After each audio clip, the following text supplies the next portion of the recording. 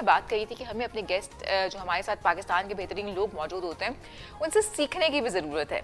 सो आज क्या हम सीखने लगे हैं? आज बड़ी मुश्किल से चीज़ सीखने लगे हैं। आज हम सीखने लगे हैं जनाब ट्रेडिंग कैसी होती है, किस किस तरह की हो सकती है, कैसे हम ट्रेडिंग कर सकते हैं। इन तमाम तरह वालों से हम बात करेंगे और हमारे साथ मौजूद हैं हसन मकसूद जो कि CEO हैं ब्लिंक कैपिटल इन्वेस्टमेंट के और साथ ही साथ फॉरेक्स कैफे के भी CEO हैं। वेलकम करते हैं हसन मकसूद को। अस्सलाम वालेकुम। Thank you so much.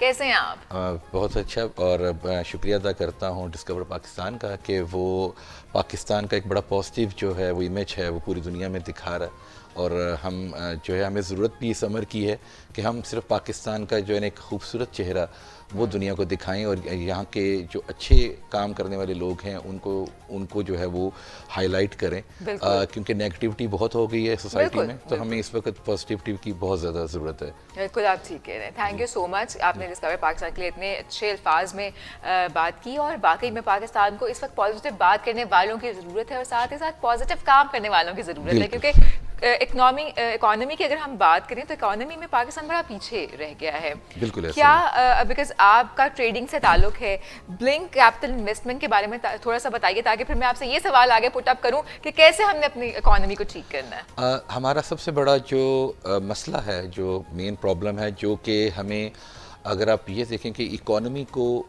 जो ब्लीड कर रहा है वो ये है कि सबसे बड़ा प्रॉब्लम पैसे का है, डॉलर्स का। जो हमारी करेंसी डिवैल्यू हो रही है अगेन एंड अगेन, हमारा रिपीट बहुत डिवैल्यू होता जा रहा है क्योंकि we don't have dollars with us. और इसका एक बहुत रीज़न चलें देखें, हुकूमती काम तो हुकूमत के लेवल पे हो जाएं, अच्छी बात है, लेकिन हम क्या कर सकते हैं? हम कम अज़ कम ये कर सकते हैं कि हम जो, क्योंकि इस वक्त ट्रेडिंग जो है वो एक बहुत बड़ी फील्ड है, वास्ट फील्ड है और हर कोई इससे वाबस्ता होना चाहता है, लेकिन हमें सबसे पहले सीखना होगा कि ट्रेडिंग कौन से लीगल प्लेटफॉर्म्स हैं जहाँ पे करनी चाहिए और कहाँ पे नहीं करनी चाहिए। क्योंकि अगर हम कोई ऐसी ट्रेडिंग किसी ऐसी कंपनी के साथ या ऐसे किसी इदारे के साथ करें कि जो कि पाकिस्तान में रजिस्टर्ड नहीं है, तो हमारा डॉलर जो है वो मुल्क से बाहर चला जाएगा और हमारे जो डॉलर्स हैं जो जाएंगे वो हर एक जाता हुआ डॉलर जो है ना वो इकोनॉमी को ब्लीड करवा रहा है। तो हमें पहले उसको सदेबाब करना है, उसे रोकने के लिए हमें लेजिटिमेट प्लेटफॉर्म्स पे आना पड़ेगा। उसके लिए पाकिस्तान मर्केंटाइल एक्सचेंज जो एक पाकिस्तान का मुस्तनद इदारा है, मुस्तनद एक्सचेंज है, जो कि आपको पूरी दुनिया के साथ जोड़ रहा है इंटरनेशनली ट्रेडिंग के लिए। तो आप हमें हर उस कंपनी के साथ, क्योंकि मेरी कंपनी जो BCM है, ब्लिंक कैपिटल मैनेजमेंट, वो भी एक PMX की कॉर्पोरेट मेंबर है, तो हमें पहले अपने एक्सचेंज को मजबूत करना है और ट्रेडिंग अगर करनी भी है, क्योंकि हमें दुनिया के साथ कदम से कदम मिलाना है। अगर हम इस हकीकत से मुंह मोड़ लें कि नहीं हमें ऑनलाइन ट्रेडिंग की ज़रूरत नहीं, ऑर्थोडॉक्स वेज ऑफ ट्रेडिंग जो है वो बहुत हमारे लिए काफ़ी हैं, ऐसा नहीं होता। ऐसा इसलिए नहीं होता कि अगर आप शुरू से देखें, अगर हम इस्लामिक हिस्ट्री भी देखें तो नबी पाक सल्लल्लाहु अलैहि वसल्लम का पेशा जो है वो तिजारत था, वो पैगम्बराना पेशा हम इसे कहते हैं। और अल्लाह ताला ने खुद इस बात की रख दिया है कि अगर दुनिया में 10 हिस्से ही रिज़्क है तो 9 हिस्से उसमें से जो है वो तिजारत की, एक हिस्सा जो है वो बाकी कामों के। तो 9 हिस्से जो रिज़्क है, हमने अगर मुसलमानों के अगर आप डाउनफॉल देखें तो वो आया भी इसलिए कि हमने तिजारत ही छोड़ दी। लोग कहते हैं इस्लाम जो है वो फैला है तलवारों के सर पे, मैं कहता हूँ गलत इसलिए क्योंकि इस्लाम जो है वो ट्रेडिंग के सर पे फैला है। कैसे? मैं अब जब देखता हूँ कि जिब्राल्टर जो कि जबल तारक जिसे फ़तह किया था तारक बिन ज़ियाद ने मुसलमानों के, और स्पेन का इलाका, वो अगर उसको तलवारों से फ़तह किया गया, आज भी देखें तो वो वहाँ पे क्रिश्चियनिटी है, वहाँ पे इस्लाम नहीं है, वहाँ पे मेजॉरिटी रिलीजन जो है वो क्रिश्चियनिटी है। और मैं पिछले दिनों गया इंडोनेशिया, मलेशिया, ये वाले जगह डिस्कवर जब करके आया तो मैंने देखा कि वहाँ पे बड़े बड़े एक रिमोट आइलैंड्स हैं जहाँ पे लोग नमाज पढ़ रहे थे, कि वहाँ पे मतलब जाना भी एक, अब आप स्पीड बोट के ज़रिए जाते हो, बहुत दूर जाना पड़ता है, फिर एक रिमोट आइलैंड है, वहाँ तक इस्लाम कैसे पहुँच गया? वहाँ पे तो कोई तलवार नहीं चली, वहाँ पे तो कोई मुसलमानों की फ़ौजें नहीं गई, वहाँ पे अरब ताजर जाते थे, वो अपनी तिजारत करते थे, माल लेके जाते थे और उसको ऑनेस्टली नबी पाक सल्लल्लाहु अलैहि वसल्लम के वज़ा करदा असूलों के मुताबिक बेचते थे। सही। तो इसलिए वहाँ पे वो लोग उनके अहलाक से मुतासर होकर वो तिजारत करना शुरू कर दी। लेकिन वक़्त के साथ फिर बहरी बेड़े आए, उसके बाद ऊँट आए, ऊँटों पे नबी पाक सल्लल्लाहु अलैहि वसल्लम ने की थी, फिर बहरी बेड़े से जो है ना वो इंटरकॉन्टिनेंटल ट्रेड फैली। लेकिन रवां सदी की सबसे बड़ी ईजाद जो है वो इंटरनेट है।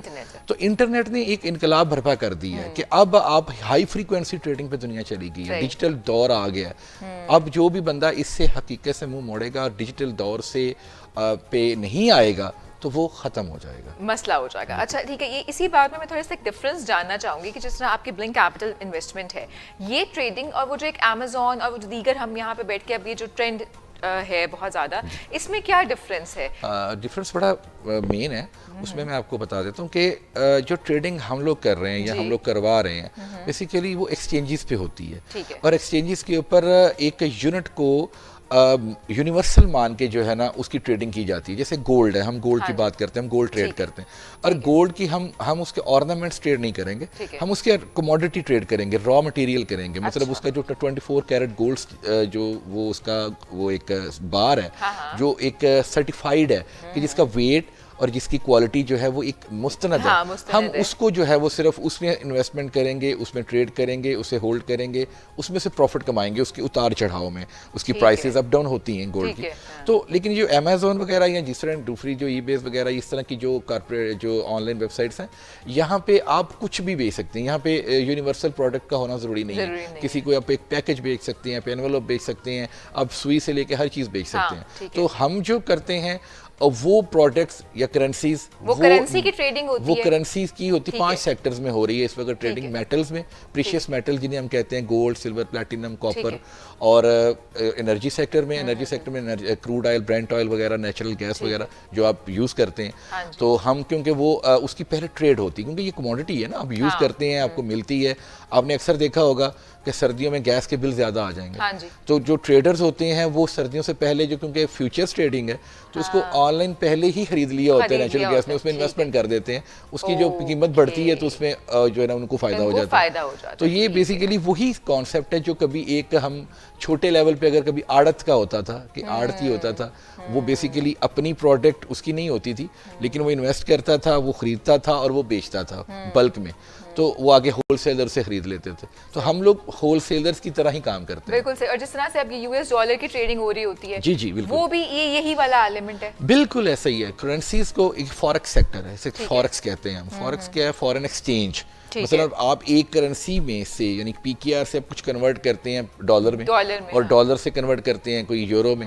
तो होता ये है कि क्योंकि हम जब ऑनलाइन ट्रेड कर रहे होते हैं तो तब हम डॉलर में इन्वेस्ट नहीं करते, क्योंकि बेस करेंसी डॉलर है। दुनिया में जितनी भी ट्रेडिंग हो रही है वो डॉलर्स की बेस को मानते हुए हो रही है। तो मतलब हम अगर पीकेआर में भी इन्वेस्टमेंट करेंगे तो वो इंटरबैंक रेट पे डॉलर में कन्वर्ट होगी, और वो जाएगी भी, उसे हम यूरो में या दूसरी करेंसीज में करेंगे। मतलब हम against the dollar he trade कर रहे हैं। इसीलिए तो हम कहते हैं कि डॉलर जो है वो एक डोमिनेंट करेंसी है, और अमेरिका जो है वो एक सुपर पावर है, क्योंकि उसकी वजह यह है कि उनकी करेंसीज इस वक्त पूरी दुनिया को ज़रूरत है कि अब मोनोपोली तोड़ने की कोशिश की जा रही है। बहुत सारे कंट्रीज इसमें, चाइना भी इसमें लगा हुआ है, कुछ ब्लॉक बनाए जा रहे हैं कि किसी तरह से डॉलर की मोनोपोली को ख़त्म किया जाए। जैसे अभी रशियन जो वॉर की वजह से, यूक्रेन वॉर की वजह से प्रॉब्लम आई, तो इन्होंने यूरो में जो है वो ट्रेड करने के लिए कहा और रूबल में ट्रेड करने के लिए कहा, तो यूरोपियन बैंक आगे आया। तो इसमें क्या हुआ कि ये जो जितनी भी इस वक्त अगर आप फंडामेंटल देखें ना, तो दुनिया में इस वक्त प्रॉब्लम ही ट्रेडिंग है।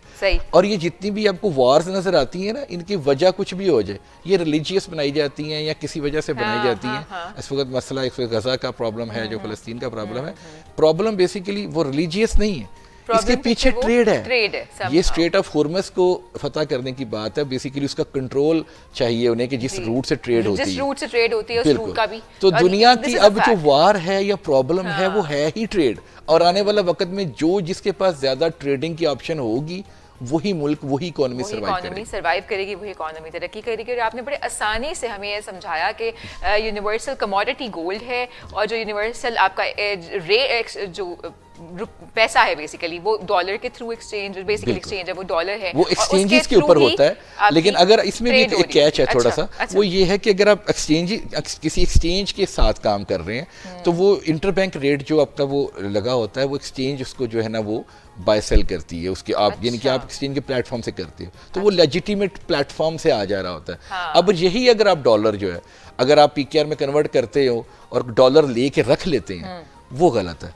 वो आपकी दोबारा वही प्रॉब्लम आएगी कि वो मनी की होर्डिंग हो जाएगी। हाँ। और आपका फिर आपका रुपी डिवैल्यू होगा, और फिर वो लोग इसीलिए करते हैं कि डॉलर्स को अगर आप बहुत ज़्यादा लेके उसे डंप कर देंगे तो आपके इकोनॉमी के अंदर, अगर आपके मुल्क के अंदर डॉलर की कमी हो जाएगी, शॉर्टफॉल हो जाएगा, तो वो उसकी प्राइसेस इंक्रीज करेंगी। तो लेकिन वो गलत है, आप वो किसी और चीज में बेसिकली इन्वेस्ट कर दें। अब देखिए वही जो काम फिजिकली जो है वो इमोरल भी है हाँ। और इलिजिटिमेट भी है, हाँ। वही अगर आप ऑनलाइन कर रहे हैं तो गवर्नमेंट ऑफ पाकिस्तान आपको सपोर्ट भी कर रही है, प्लस आपको सिर्फ सीजीटी कैपिटल गेन टैक्स सिर्फ 5% है आपका, और आप 5% दें अपनी प्रॉफिट के ऊपर।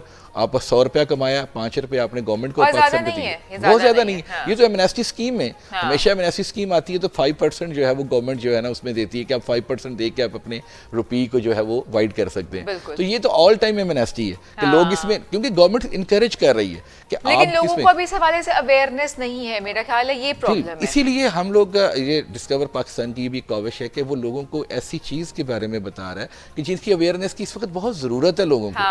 अगर वक्त के साथ हम नहीं बदलेंगे तो हम पीछे रह जाएंगे। अगर वही बात है, हमने डॉलर को ही होल्ड किया, हमने नहीं अगर इन्वेस्ट किया तो फिर मसला हम पे ही आएगा। इवेंचुअली हम अपनी इकोनॉमी में कहीं ना कहीं बहुत पीछे रह जाएंगे। बहुत आसान अल्फाज में इन्होंने बेसिकली हमें ये समझाया है कि ट्रेडिंग होती क्या है। अच्छा, वेरी इंटरेस्टिंगली हमारे यहाँ एक और बड़ा मसला है, हमारे एजुकेशन एक का जो एक पूरा हमें एक बताया जाता है बचपन से लेके वो हम अपने जो कहते हैं ना मिडिल स्कूल तक या हाई स्कूल तक जो किताबें पढ़ रहे होते हैं, हमें कख नहीं पता ट्रेडिंग के बारे में। And that is the reason basically कि हम लोग और हमारी जनरेशंस या इवन हम अपनी जनरेशन की बात करें, हम बहुत पीछे रह गए हैं। सो कैसे हम अपने एजुकेशनल रिफॉर्म जैसे लेकर आएंगे, ऐसा क्या किया जाए कि लोगों को ट्रेडिंग या जो नई अमेजोन या इस तरह की जो नई चीज़ें हैं कि जिसमें आप दुनिया से कनेक्टेड हैं, अपनी कमोडिटीज़ को सेल करें, कैसे लोगों को इसके हवाले से अवेयरनेस आएगी? इसके लिए हमें ग्रास रूट लेवल पे काम करने की बहुत ज़रूरत है। देखें, ये ऐसे नहीं है, हमें लगता है कि मुझे देखें, मैंने इकोनॉमिक्स पढ़ा, फाइनेंशियल डेरिवेटिव्स पढ़े, बहुत देर इसको पढ़ने के बाद जाके फिर इसे सीखना पड़ा, फिर IFMP की रेगुलेशन की, एक बड़ा लंबा प्रोसेस होता है। और फिर इसकी प्रैक्टिकल इम्प्लीमेंटेशन मैंने कब जाके स्टार्ट की, जब मैं अपनी प्रैक्टिकल लाइफ में एंटर हो गया। लेकिन मैंने एक बाहर के हमारे यानी कि वेस्टर्न के एक स्कूल के में मेरा विज़िट था, तो वहाँ पे जब मैं गया तो मैंने देखा कि क्लास जो 6 या 7 स्टैंडर्ड जो हमारा यहाँ पे 7 स्टैंडर्ड होता है, वहाँ पे उनकी क्लास थी ऐसी। तो उनके जो बच्चों को होमवर्क दिया जा रहा था, वो टीचर ने कह रहा है कि आप मेटा ट्रेडर के ऊपर जो है ना ऐप के ऊपर आपको कल नैस्डैक के अंदर ट्रेड करनी है, और ये इतने दिस मच मनी इन्वेस्ट करना है, और इसके साथ इतने पैसे बना के लाने हैं, जितने जो पैसे बनाएगा उसके हिसाब से जो है ना मैं उसकी मार्किंग होगी। अब वो जो 6-7 स्टैंडर्ड का बच्चा है, वो जो प्रैक्टिकली अपना काम कर रहा है क्लासरूम में, जब वो मेरी एज तक प्रैक्टिकल लाइफ में आएगा वो एक अच्छा ट्रेडर बना। अब हमने कोशिश तो की है, अब हम बहुत ज़्यादा ग्रास रूट लेवल पे तो नहीं जा सकते, क्योंकि अभी हम काविश को कर रहे हैं, और अल्हम्दुलिल्लाह कुछ यूनिवर्सिटीज़ ने हमारी इस काविश को माना भी है। अच्छा। और अपने करिकुलर के अंदर इस सब्जेक्ट एज अ सब्जेक्ट लेके आने की ट्राई की है। अब हमें देखिए, हम 8 सेमेस्टर पढ़ा रहे हैं बच्चों को, ऑलमोस्ट अगर एक डिग्री करवा रहे हैं, हम इंग्लिश पढ़ा रहे हैं, मैथ्स पढ़ा रहे हैं, हम पाकिस्तान स्टडीज पढ़ा रहे हैं, पता नहीं कौन कौन सी स्टडीज पढ़ा रहे हैं। और अब हम देखिए ना, उनकी जरूरत नहीं है प्रैक्टिकल मार्केटिंग के। अब देखिए, मैं पिछले दिन एक यूनिवर्सिटी में मैं लेक्चर दे रहा था, तो मुझे मैं पूछा आपसे कि आपको मार्केटिंग की क्या पढ़ाया जा रहा है, मार्केटिंग की कौन सी बुक पढ़ाई जा रही है बेसिक लेवल पे, तो उन्होंने कहा जी फिलिप कॉटलर।